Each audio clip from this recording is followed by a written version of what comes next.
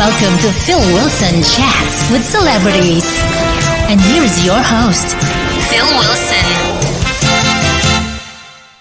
London-based singer-songwriter and vocal powerhouse Eloise Viola makes music for the head, the feet, and the heart. Or is it the head, the heart, and feet?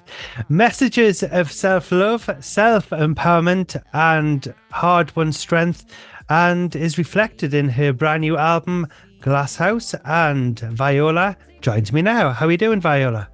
Hello, I am good. How are you? I'm very good, thank you very much indeed. My introduction there, as you can see, I read it off my script there, but I got it all in the wrong order, so I put it in the right order. So there you go then. Now, I hear your musical journey began at school, in which you had piano lessons, but a singing teacher found you had talent in your voice. Can you tell us all about that? Yeah, so I had piano lessons when I was like 5, but I absolutely hated it, and I would pretend that I was reading sheet music, but really I was just had memorized it by ear. So right. Yeah. So basically then Adele's 21 album came out when I was 16, and so 12 years ago now, which amazing. So I loved that album so much that I taught myself to play the piano so that I could play the whole album. And then I met this singing teacher, and he just kind of showed me that things don't have to be so regimented. Like, he had a guitar tab app, and I would say, oh, can we sing this song? And he would just make it up as he went along, but knew the chords. And that to me was so refreshing and so new. And that's kind of how I started to teach myself to play the piano, because now I could just make it up as I go along, which is exactly how I've carried on, really. And it sounds great as well. Now, you grew up in the small village of Horsted Keynes in Sussex, in a house reverberating to the sounds of Bob Dylan, Van Morrison, and Janis Joplin from your parents. What was it like? What was it that you liked about the music? Well, I think like music just has always got an emotional tie, doesn't it? So I don't know whether I would have chosen now to listen to that music, but I think because it was what my parents wanted, I was you just have such an emotional tie to it, and such a like close so I think that was a great start. I mean, they're all like Janis Joplin's got an incredible voice. Obviously Bob Dylan is a very prolific songwriter, and I think that was an amazing kind of intro into the music world. Yeah, I think that when you've got music in the house as well, I think it sparks, it stays in your memory, doesn't it? So when you actually are writing music, as you get older, you can like grab little pieces that you've maybe picked up when you've been like just hearing it in the house, even if it's just background. Yeah, I think it's so like people always have songs that remind them of certain times, and I think that's kind of what's quite amazing about music, is it gives you that certain emotion. And you mentioned there Adele's 21 album in 2011. It had a big impact on you lyrically and gave you the mechanics to write songs. What was it like hearing the songs and realizing that you could write too?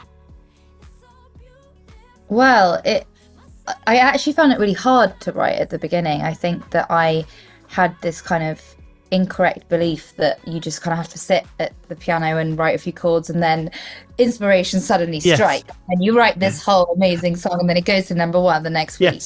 And I think I found that really difficult.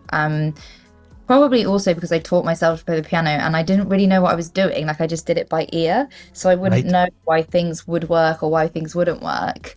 And so it definitely became easier when I realized that I could do it with other people, and that because I'm not a producer, when I worked with other producers, it really just completely opened everything up, and I kind of do it a bit more instinctually. And I think that's been so much of my journey, is like working out what works for me and how to do things and how I best write.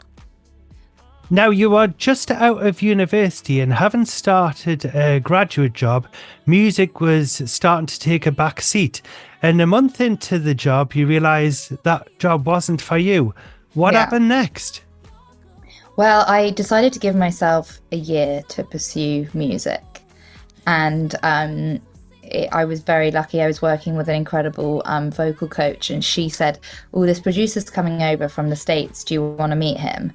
And obviously I was like, yes, of course I Yeah. want to meet him. So he listened to a couple of the songs that I'd written, and he said, do you want to fly out to LA and write an EP? And I said, yes, of course I want to do that.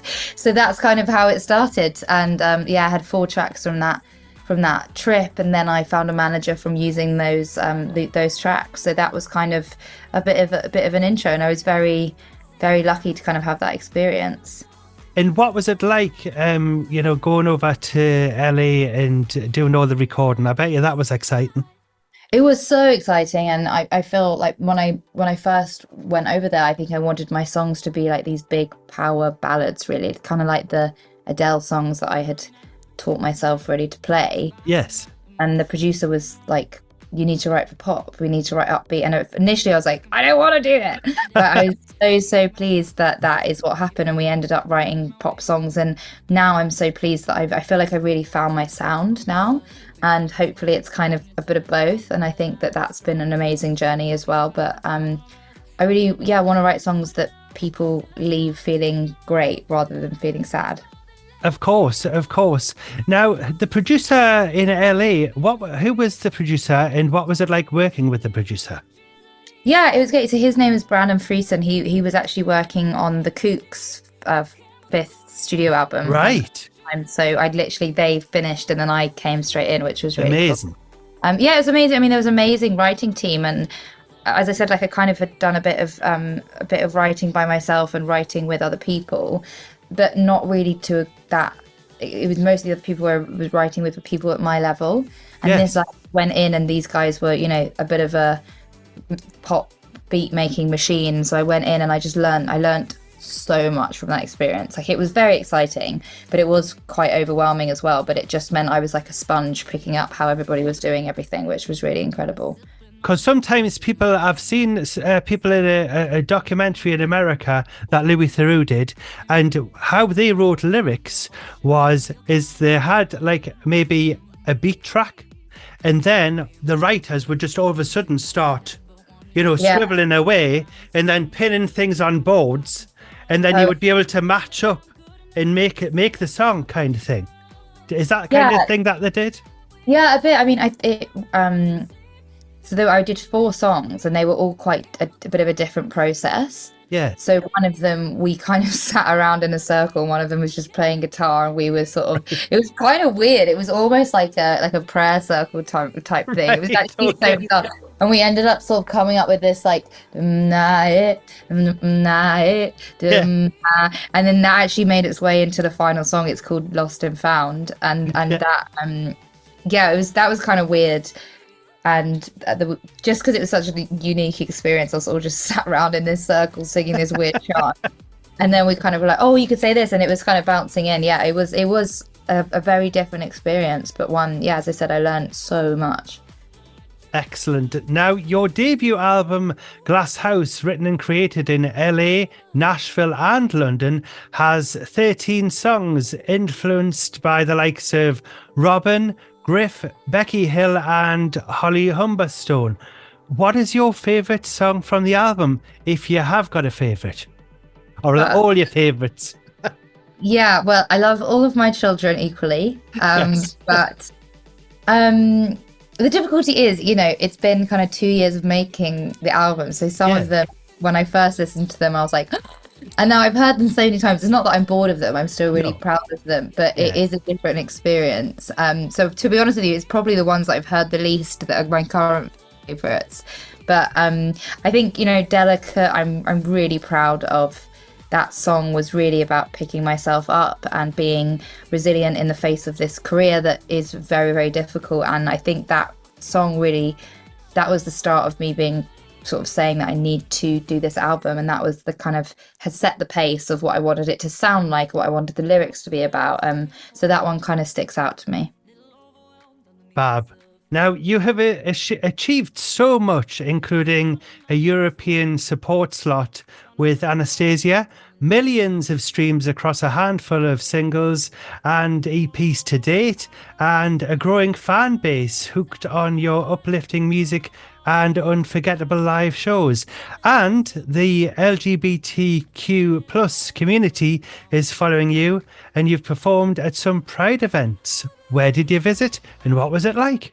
I've done 2 Pride in London on Leicester Square stage.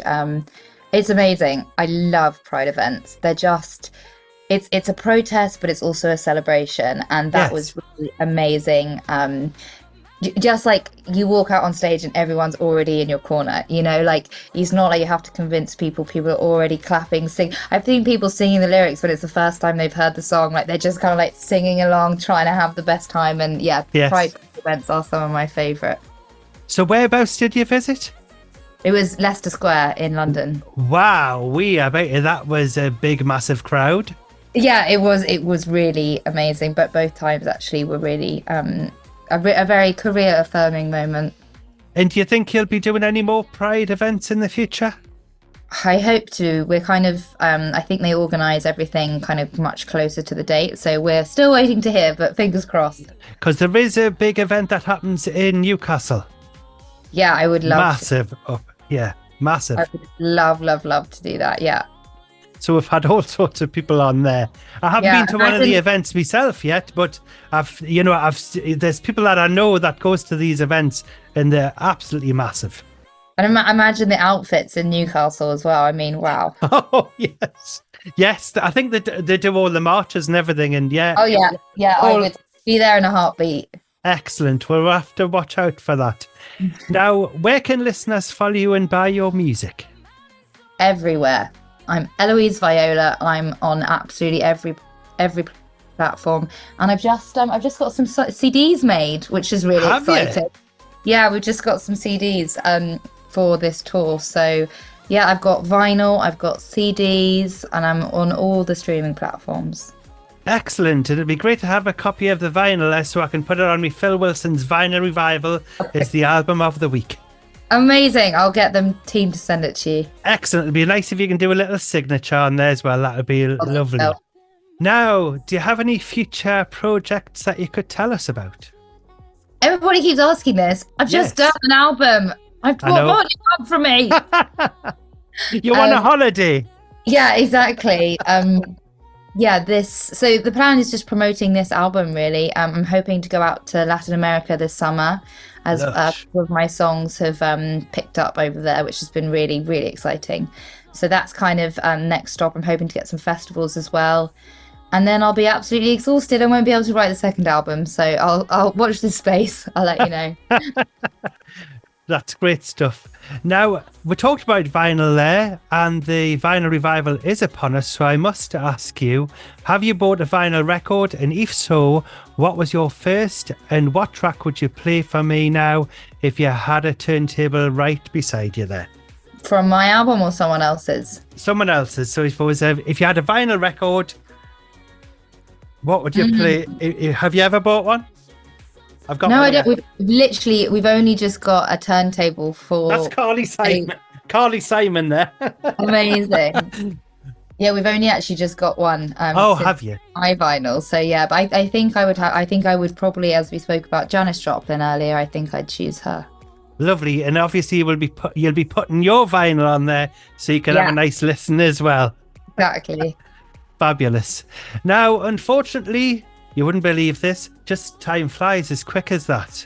So it just leaves me to say thank you so much for joining me on the show, Viola, if I can get my words out right. It's one of those days.